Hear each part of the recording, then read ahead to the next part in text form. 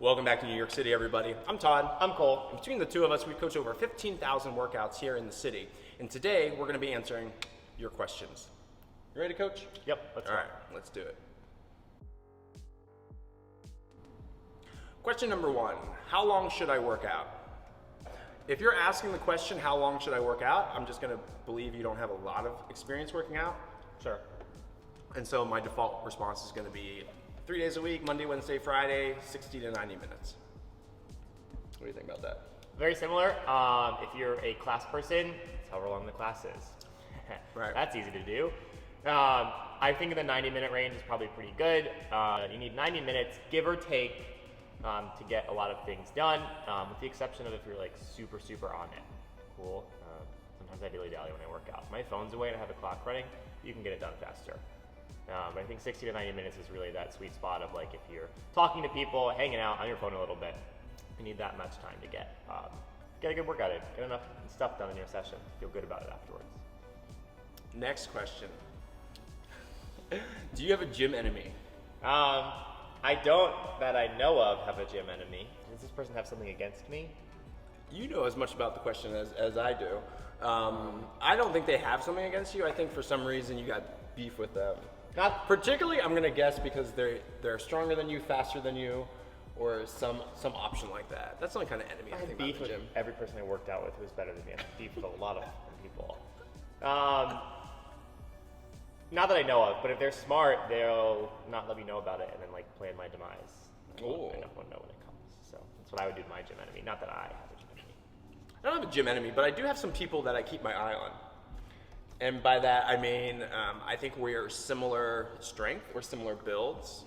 And so if they're doing certain movements or certain lifts better than I know I can, or heavier than I know I can, then that's a check for me that maybe I need to be stepping up my game. I think that can be helpful, it can be healthy, a healthy competition. And I think you can have a healthy competition with somebody and they don't need to know that it's happening. Working out with people who are better than you is one of the best things to like push your fitness to another level. Yeah. I don't necessarily think of those people as my enemy. Yeah.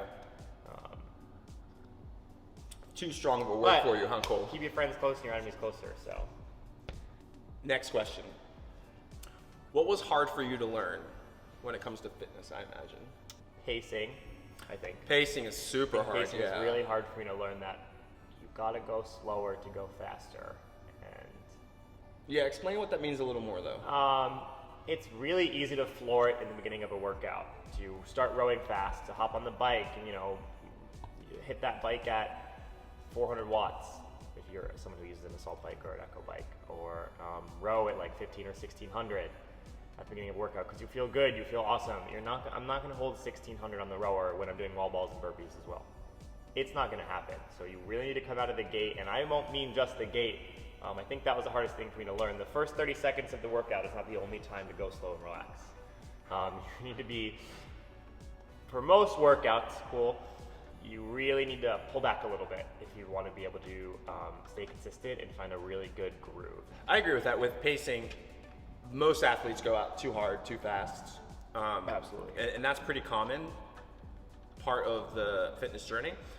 I think the hardest part, and this definitely took me a while to do, is you also need to do a couple workouts where you hold back too much. Sure, yeah. It's going to be a little frustrating in the moment, but that's where you need to learn your individual threshold for what actually 85% effort is. And a lot of us know what hard is, but it's like 100%, but learning that 85% I think is just as challenging. And so sometimes you have to go too slow in one or two workouts to find that medium. You can always go faster later into workouts. Yeah, exactly. Coming out too hot and slowing down is not the same. You are not able to kind of get the workout finish the way you want. What was hard for you to learn? Pacing was definitely hard. That's not the first thing that came to mind. Two movements in particular came to mind. Okay. First one just being double unders. Okay. When I learned this 10 years ago, there were no progressions. They just handed you a jump rope and said, okay, jump once and revolve the rope twice under. And so it literally took me just like 2 months to even get it. And then before I could do 10 or 15 consecutive, it was another 3 months of daily practice. It was very frustrating. It's super easy now. I can literally teach someone that walks in that has never done double unders 50% of the time. They know how to do it in about 3 minutes of coaching. So we've come a long way, but back then that was really hard.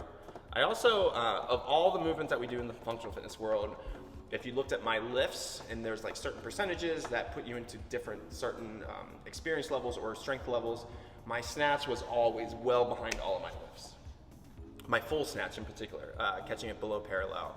And that literally took me stopping and going on an Olympic weightlifting program for about a year, where it was just clean jerk, snatch, squat, accessory lifts like that, for me to actually get my snatch up to where it should be. And in the end, it sent me to nationals, but that took 2 years of focusing on that. Granted, it wasn't just that, but it definitely other things went on the back burner.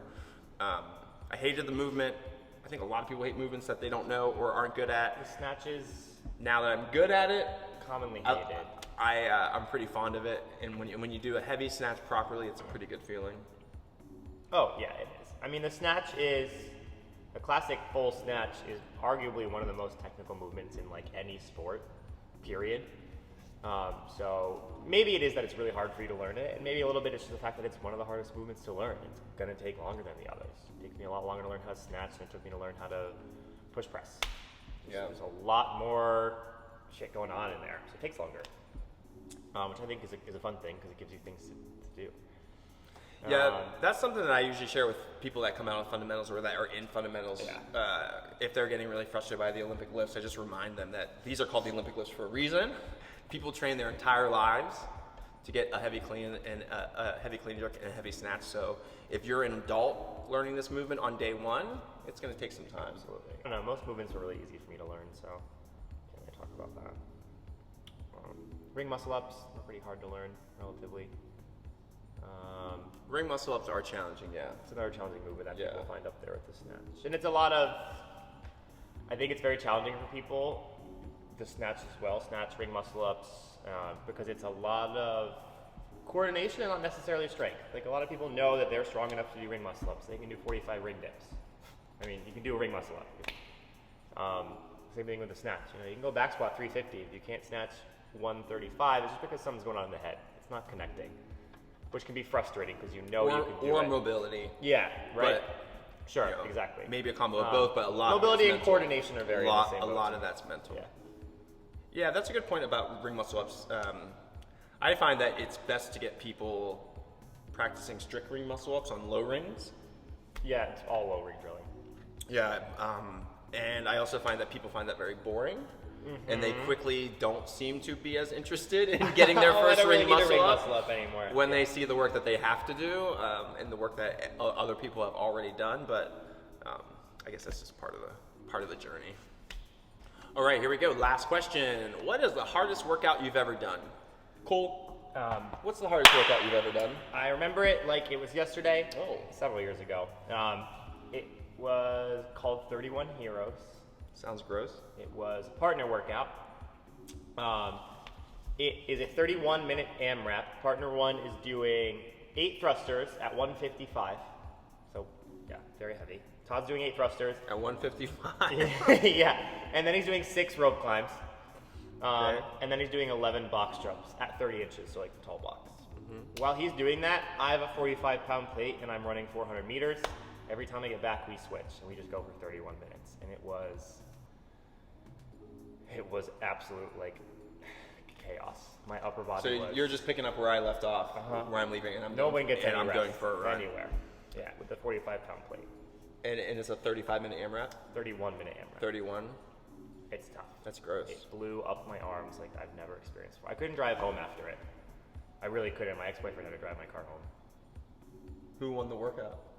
Well, it was a partner workout. Oh, We so did you it guys- together. Coach Cole hates losing the workout.